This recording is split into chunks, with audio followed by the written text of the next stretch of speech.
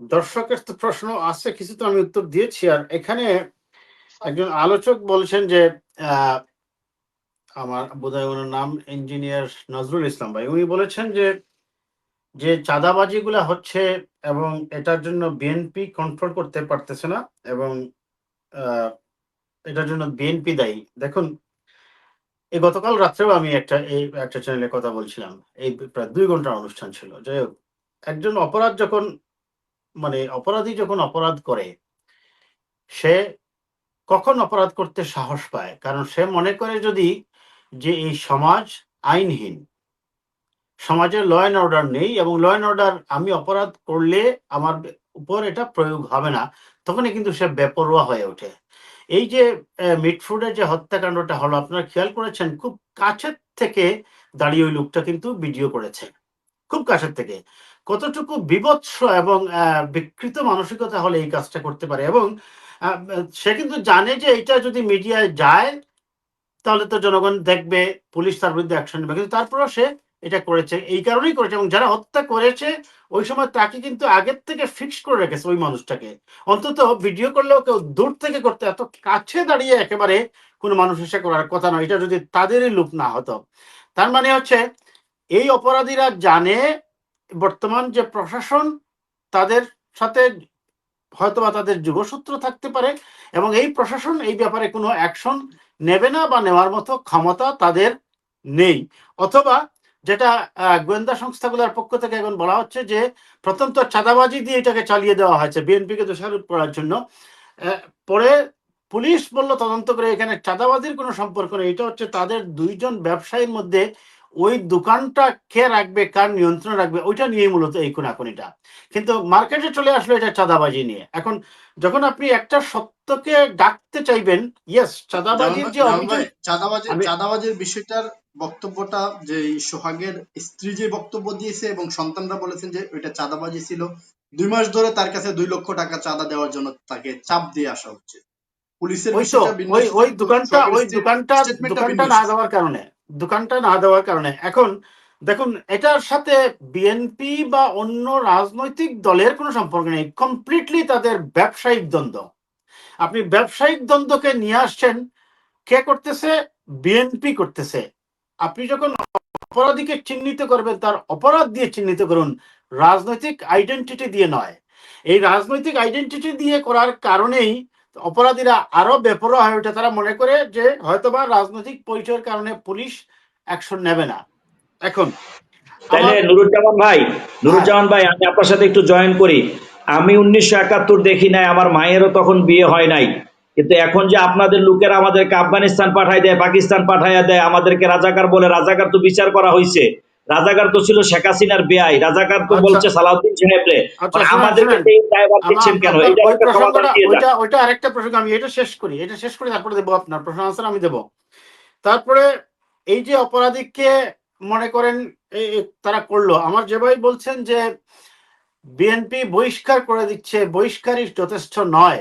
আমি কি আপনার সাথে বিনীতভাবে প্রশ্ন করতে পারি, আপনি কি বাংলাদেশের কনস্টিটিউশনটা দেখেছেন ভালো করে?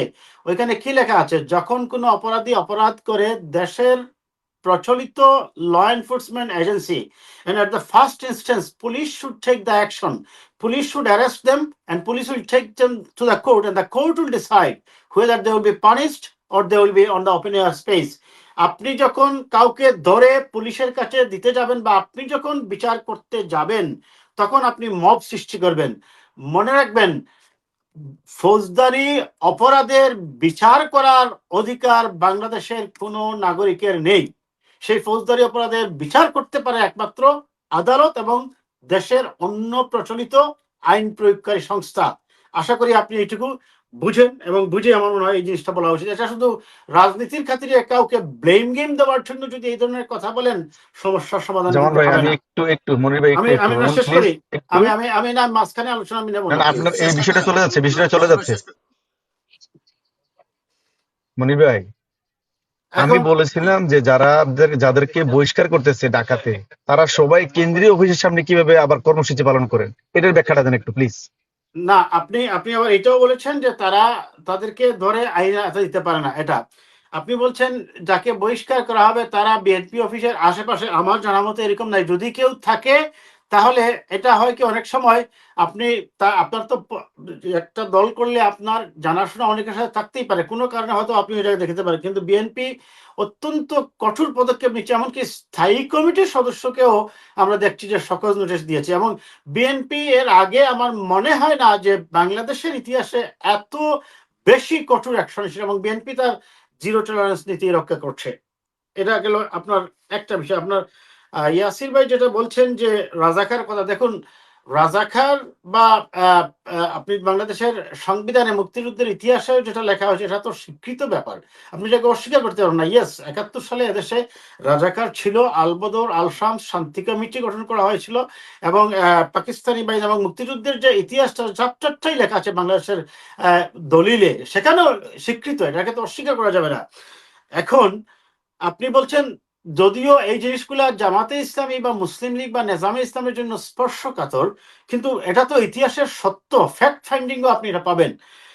এখন প্রশ্ন হচ্ছে কেন এগুলা নিয়ে আসা হয়েছে। এই জিনিসগুলো কিন্তু বিএনপি অতীতের বিভাজনকে সামনে নিয়ে আসতে চায়নি, বারবার বিএনপিকে আঘাত করা হয়েছে, এবং ওই দলগুলোর পক্ষ থেকে বিএনপিকে অ্যাটাক করে বারবার বলা হচ্ছে যখন চাঁদাবাজি করতে চায় ক্ষমতায় চলে যায়। আমি এই প্রশ্নটাও যদি করি আপনাদেরকে, বলা হচ্ছে যে একদল খেয়েছে আরেক দল ক্ষমতায় গিয়ে চাঁদাবাজি করতে চায়। ভাই আপনি জানলেন কিভাবে আরেক দল বা বিএনপি ক্ষমতায় যেতে চায়?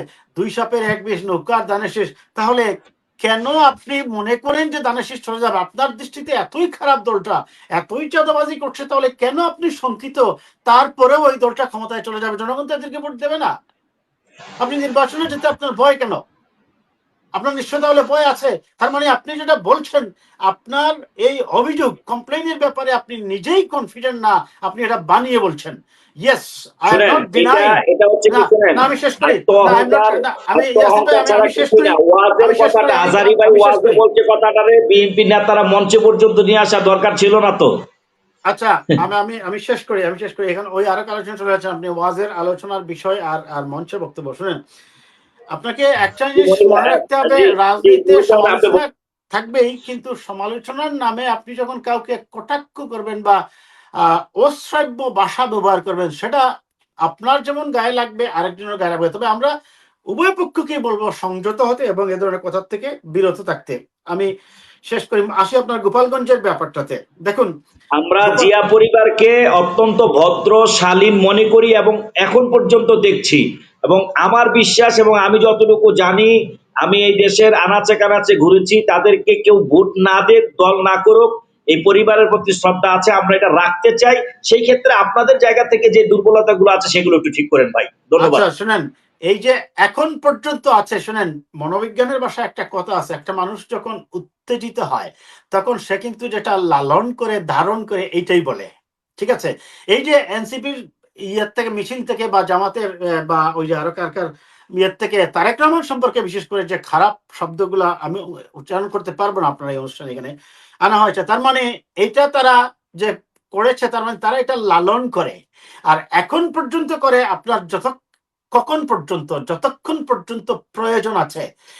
যখন মনে করবে তারা বিএনপির প্রয়োজন নেই টিকে থাকার জন্য, তখনই ওই তারেক রহমান সম্পর্কে বা আপত্তিকর যে স্লোগানগুলো দিয়েছে, আমি জি, আমার জান ভাই একটু আরিফ বিল্লাহ সংক্ষিপ্ত করতে ভাইয়ের, হবে। না দাঁড়ান, আরিফ বিল্লাহ ভাইয়ের আলোচনা নিয়ে আসতে পারতাম, সময় নাই যেহেতু আপনার। আমি আপনার গোপালগঞ্জটা নিয়ে আমি শেষ করে দেবো এটা বলে। দেখুন গোপালগঞ্জের এইটাতে যখন তারা কর্মসূচিতে যায়, আমি আজকে সকালে একটা পোস্ট দিয়েছিলাম যেন তারা কোনোভাবেই শেখ মুজিবুর রহমান সাহেবের সমাধিস্থল বাঙ্গার মতো কোনো ধরনের আহ চিন্তা ভাবনা না করে, এবং এটার থেকে তারা যেন দূরে থাকে।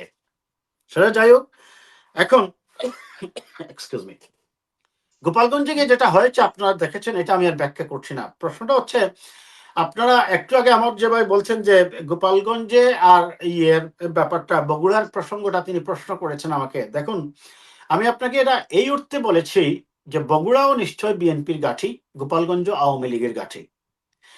বগুড়ায় গিয়ে তারা নির্দ্বিধায় নির্বিঘ্নে অনুষ্ঠান করেছে, করে তারা নিরাপদে আসতে পেরেছে। কিন্তু গোপালগঞ্জে গিয়ে আজকে তাদেরকে আর্মস পার্সোনাল ক্যারিয়ারে বা এপিসির গাড়িতে করে ওই জায়গা ত্যাগ করতে হয়েছে। প্রথমে তাদেরকে নিরাপদে নিয়ে যাওয়া হয়েছিল বোধহয় ডিসি অফিসে, পরে ওখান থেকে চলে আসা হয়েছে। এবং জি কেন হয়েছে? কারণ দুই দলের রাজনীতির মধ্যে পার্থক্য আছে। বাংলাদেশে এই 53 বছরের সবচেয়ে ফ্যাসিবাদী শাসন যদি বা শাসক যদি বলে, সেটা হচ্ছে শেখ হাসিনা ওয়াজেদ এবং তার শাসন ব্যবস্থা। এটা তো অস্বীকার করতে পারবেন না। কিন্তু আপনারা যখন কথা বলেন নৌকার দানের শেষ দুই সাপের একই বিষ। আপনাদের এতই যখন মনোবেদনা, এতই যখন যন্ত্রণা, কিন্তু তারপরেও আপনারা কি একবার চিন্তা করে দেখেছেন এই গোপালগঞ্জে এই ছেলেগুলাকে আক্রমণ করার পরে প্রথম বিএনপির মহাসচিব নিন্দা জানিয়েছে, প্রথম মিডিয়া বিএনপির মহাসচিব মুখ খুলেছে, এটা নিন্দা জানিয়েছে, বলছে ফ্যাসিবাদের বিরুদ্ধে ব্যবস্থা নিতে হবে। ডক্টর শফিকুর রহমান সাহেবকে আমি দেখেছি কথা বলতে এটা নিয়ে। তাহলে আপনারা যে এই যে জি কথাগুলা আমরা শেষ বলেন, করতে হবে। হ্যাঁ শেষ করছি, এই যে কথাগুলো বলেন, এটা এনসিপি কে আমি জানি না কেন তারা এই মুহূর্তেই গোপালগঞ্জ গেল। তারা কি এটা ইচ্ছা করেই গিয়েছে ওই জায়গায় পরিস্থিতি উত্তপ্ত করার জন্য? আমি শেষ করবো এটা বলে, এনসিপি কে একটা জিনিস মনে রাখতে হবে, রাজনৈতিক পরিপক্কতা বলে একটা কথা আছে। এখন এসএসসি এইচএসসি পরীক্ষা চলতেছে। এই যে আগামীকালকে আপনারা দেখেছেন ফরিদপুর জেলায় কিন্তু এইচএসসি পরীক্ষা কিন্তু স্থগিত করে দেওয়া হয়েছে। মানে ফরিদপুর, অন্যান্য জায়গায় সম্ভবত চলবে, কারণ আজকে রাত্রে 8টার থেকে আগামীকাল সন্ধ্যা 6টা পর্যন্ত এখানে কারফিউ 144 থাকবে। কাজে এই জিনিসগুলাও যেন তারা মাথায় রাখে, কারণ রাজনীতি করতে গেলে আপনাকে অনেকগুলা বিষয় মাথায় রাখতে হবে। এবং আমি দেখলাম আজকে বেশ কিছু পোস্ট যে এনসিপির এই কর্মসূচিগুলা ঘিরে, বিশেষ করে গাড়ি বহরে যে যাত্রা, এটা ট্রাফিক জ্যাম সৃষ্টি করছে এবং জনদুর্ভোগ বাড়াচ্ছে। এই জিনিসগুলো তারা যেন খেয়াল করেন। বিশেষ করে গাড়ি বহরটা এক জেলার থেকে অন্য জেলায় যাওয়ার সময় যেন 8-10টা গাড়ি থাকে, ওই সময় যদি আবার 100-150 গাড়ির সাথে থাকে, এটা অবশ্যই একটা ট্রাফিক জ্যামের কারণ হয়।